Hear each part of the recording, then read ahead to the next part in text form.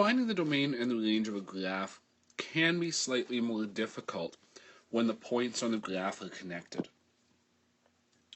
Dealing with a table, we're able just to list out the numbers in the table, and there's the domain and range. Even with a graph where the points are not connected, it would be easy enough just to list out the points. But when they're not connected, it's a little more difficult.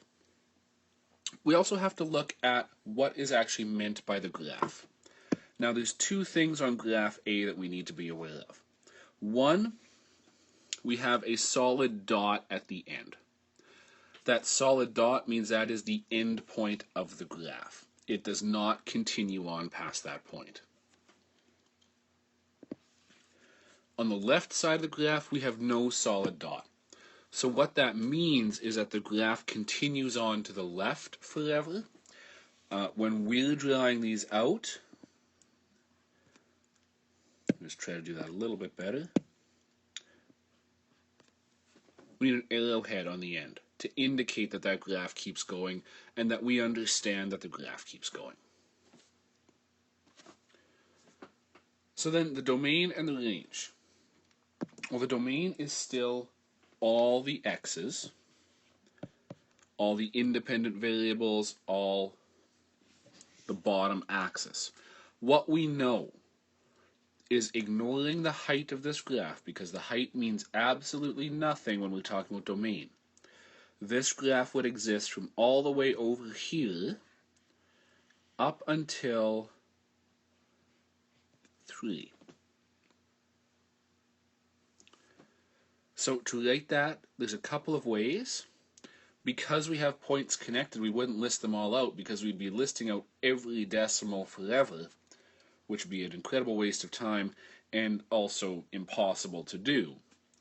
So there's a couple of ways. We could say that this graph goes from the farthest left that it ever gets, well, it goes to -100, and then it keeps going left to -1,000, and it keeps going left to -1,000,000 and -1,000,000,000, and it continues going left forever. Biggest number that we can think of? Technically speaking, that's infinity. But I wouldn't put just that it goes from infinity, because infinity means positive infinity. And since we're going left, we'd actually be going from -infinity to 3.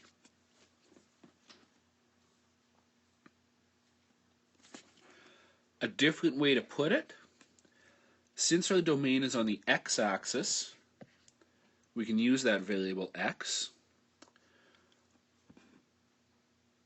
All the items on the domain, all the positions on the domain are actually less than 3. Now, we also could be 3 because that dot isn't on 2.999. That dot is actually on 3. So we could call it that x is less than or equal to 3. The second way, a more formal way, more mathematical way of putting it. The first way, a little bit more common sense. Either one is okay. I would obviously prefer the second one, which is more mathematical. The range, now we're talking about vertical, and we can see going vertical, we have a clear stopping point. This graph hits its bottom here, and then continues up.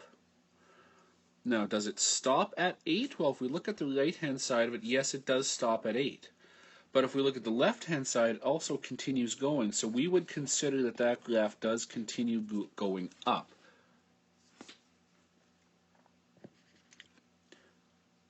If we want to talk about the range in a common sense way, we could say that it goes from -1 to infinity.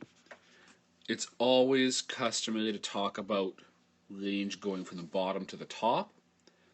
Think of it as going from small to big. To put it mathematically, a range is on the y-axis, and all the points on the range are greater than -1. And of course, could be equal to -1 as well.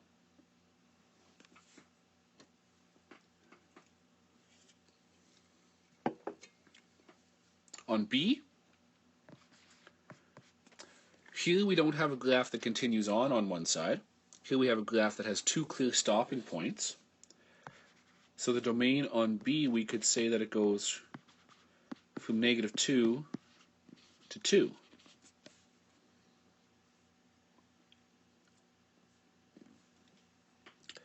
This one's a little more complex to put it mathematically because we have two endpoints, not just one. The way we do that is we have -2, x, 2. What does that mean? X, our domain, is literally physically between -2 and 2. We have to look at which way to put the inequality signs. Well, x would have to be bigger than or equal to -2. The domain could be -1. X would also have to be less than or equal to 2.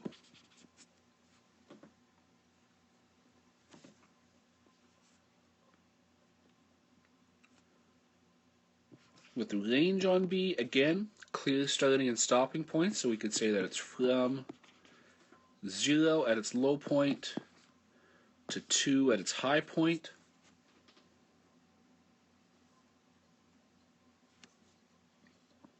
To put it more mathematically, we have 0, and since y is our domain, we'll put that between 0 and 2. Y, our range, would have to be greater than or equal to 0. Would also have to be less than or equal to 2. And again, either way of showing the domain and the range is fine. The second way is just a more formal mathematical way of doing it.